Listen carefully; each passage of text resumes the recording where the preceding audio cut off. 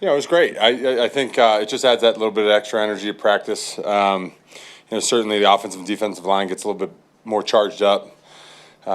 But at the end of the day, you still got to execute plays, still got to use the technique we're being taught, and I think it's actually a good training tool to try and maintain focus on what's important with all the extra energy that's getting thrown at you from both sides of the ball, right? So I think it's a good thing to get pads back on. You really don't get to use that kind of work. You don't really get to have that kind of work unsolicited, except for this time this year. So you got to use these padded practices to the best of your advantage, because it's the hardest work and the best practice reps you're going to get until you get into a game. So it's a great step forward for us, and we're excited to keep going. Some players say it's kind of when real football starts. Would you agree with that? And then also, can you pinpoint maybe some good hits that were out there?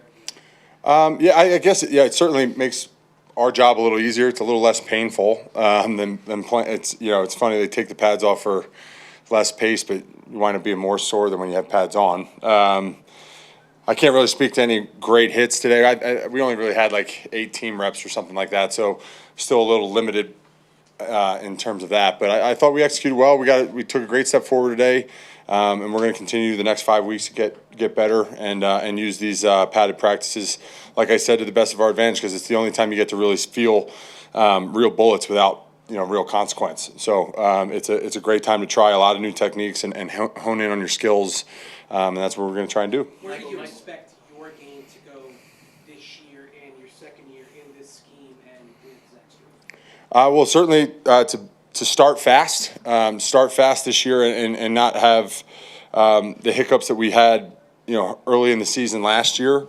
I think everybody feels more comfortable, especially up front, myself included, and just the overall consistency of the game. I think it just has to be, play in, play out, block your guy, right? Like it's just do your job over and over and over again as best as you can do it, and that's all I've ever tried to do. But certainly, with 1 year of familiarity of an offensive line coach, a play caller, certainly have a better feel for what's going on, so just take a step forward in the overall consistency and be the best I can be. Mike, Quinn got the big extension this offseason. Now that the right side of the line's locked up for many years to come through him, how key is that, have that continuity? I think it's huge for us, and the two of us said that right away. As soon as I heard the news, I FaceTimed him, and he was out to dinner with his wife, and I was trying to get off quickly so I didn't interrupt his celebration, right? But we were so excited, man. I mean, he's such a great player.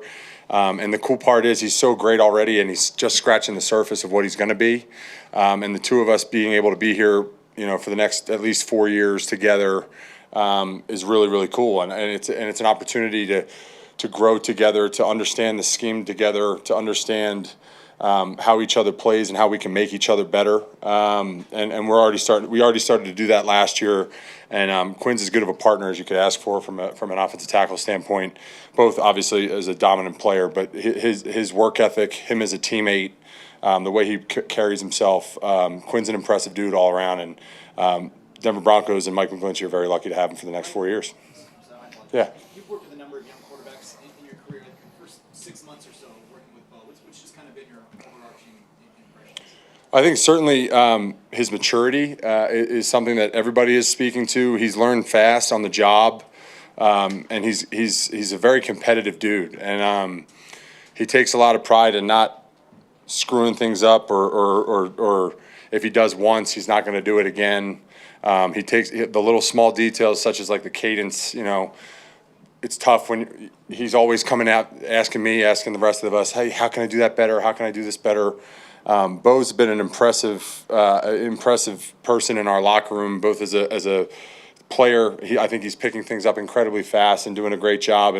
But as a competitor and as a teammate, he's done a great job too. So I think Bo's on the right track. I think he's gonna take the coaching that he's gonna get. He's got some of the best in the world helping him out, and I think he's gonna do great things for us. Mike, how do you think Audric Estime will perform at the NFL level, and how much harder do you block for a fellow donor?